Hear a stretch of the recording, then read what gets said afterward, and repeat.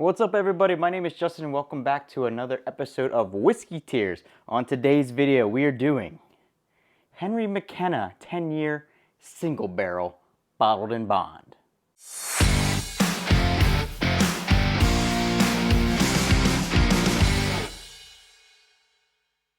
Okay, so the Henry McKenna 10-year. This thing gets a lot of hype. I've never had it before. I've never tasted it, never owned a bottle before this one right here, but this bottle gets a whole lot of hype out there in the whiskey world. So we'll see if it lives up to it today. It is from Heaven Hill, which is one of my absolute favorite distilleries out there.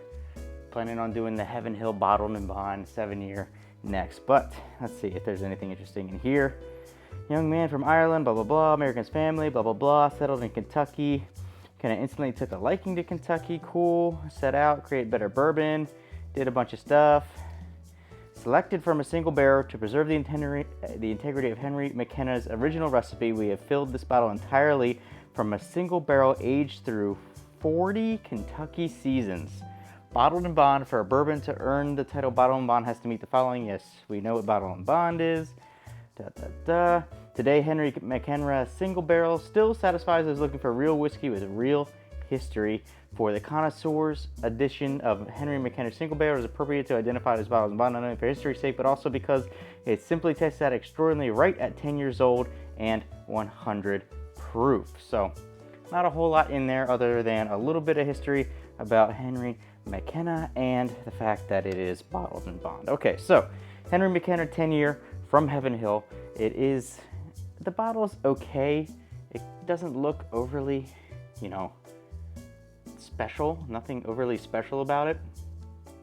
But yeah, so it's barrel number 12556. It was barreled on 8/4 of 2011, so that means it came out in 2021. So we're gonna try it, do the bottle pop, get the nose right out of the bottle.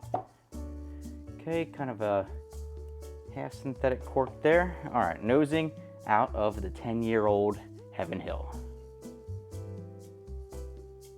Ooh, deep dark cherries. Deep dark cherries, kind of a toasted burnt caramel. It's kind of hard to get it out of this. It's like a little spout here. All right, let's go ahead and just do the pour and see what we get once we're into the Glen. I am excited to try this. It gets tons of great reviews. I am a Heaven Hill guy. I love Heaven Hill, pretty much all things Heaven Hill.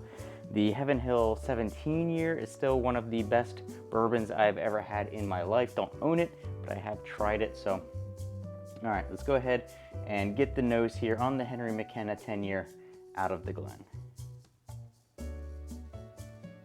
Yeah, you get deep, dark cherries. You get that toasted caramel. What is almost like a milk chocolate over top of it, which is interesting.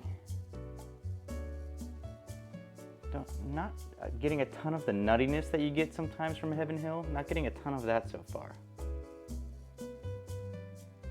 But deep, dark red cherries, red fruits. Definitely some cinnamon and maybe like a buttered cinnamon on there almost. A buttered cinnamon. But yeah, I get a milk chocolate overtones over almost like a milk chocolate dark covered cherry is really like the main nosing that I'm getting out of this. It smells good. It smells good. Hopefully it tastes as good as it smells. It's 10 years old, bottled in bond, 100 proof. Here we go. I think I gotta go in one more time before I start picking out what flavors I'm actually getting in here.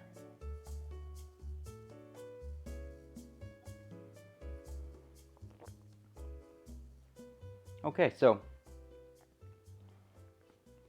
all right, so you definitely get that deep, dark, almost like a black cherry is what I'm kind of getting out of this, which I really enjoy. It's like one of those really syrupy, sugary black cherries that you use for like an old-fashioned. That's kind of like the overwhelming fruit presence in the Henry McKenna 10-year that I'm getting so far.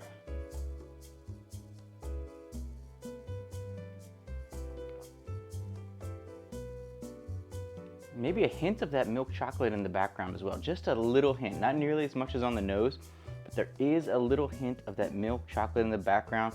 You definitely get some creaminess, which I think is where the milk chocolate is coming in. It's not like a dark chocolate. It doesn't have that bitteriness. It's definitely creamy on the back end. You get maybe just a hint of oakiness, but really not much in it, especially considering it's 10 years old. Not much in it on the oakiness at all, but you definitely get some vanilla in there. Spiciness. Man, that cherry is really, really dark and really prevalent.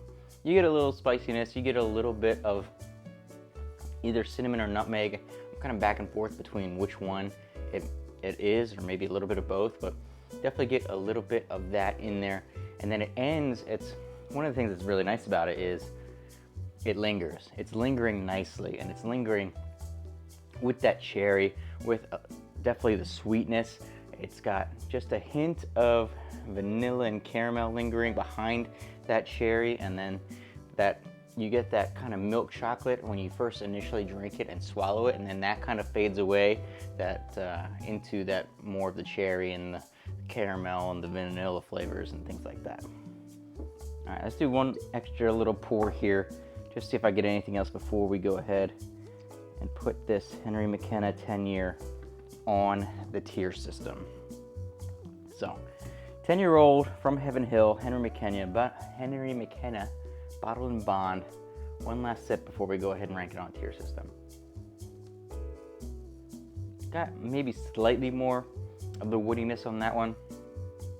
Took a little bit of a bigger sip that time, so I think maybe that's where that came from, but really it's just that dark, deep, black, sweet, sugary cherry with the milk chocolate over top, and then you get the fades out into the creamy of the vanilla and the caramel and things like that. So yeah, it's really good. It's really good. It is like what you would want say you were trying to explain to someone new what a really good, like, standard flavors bourbon would be. This is a great example. Absolute great example in the Henry McKenna 10-year. It's cool because it's got the bottled and bond. It's 10 years old, so you can show people that the bottle's but all right, tier system. So where are we gonna put this on the tier system? Well, it's really good. It is really, really good. Don't get me wrong. They're kind of hard to find. I actually ordered this one online, I think for $60. I think I got it for $60. I can't really remember because I bought it a little while ago, but I think I got it for $60. So, on the price there for that. But for the price, I would definitely pay $60 for this bottle now that I've had it. But as far as the tier system goes, I think I'm gonna put it on the B tier. On the B tier, it's really, really good. I like it a lot. It's not overly complex. It is a straightforward, in-your-face bourbon, but it is a really good, straightforward, in-your-face bourbon. I would say that you can't really taste the 10 years in it, would be my only bugaboo about it, is that it doesn't seem like it's 10 years other than it's got really good flavors, but I'm not getting that extra agey flavor, that oakiness, that musty dampness. I'm not getting that much at all out of it for the 10 years that it's in there. Maybe because it's at 100 proof, I don't know, but that's where I'm knocking it down from maybe an A tier down to a B tier for me. So, you know, that's where it is. Henry McKenna, 10-year. It's going on the B tier. What do you guys think about my rating? Too high? Too low? Should it be somewhere else?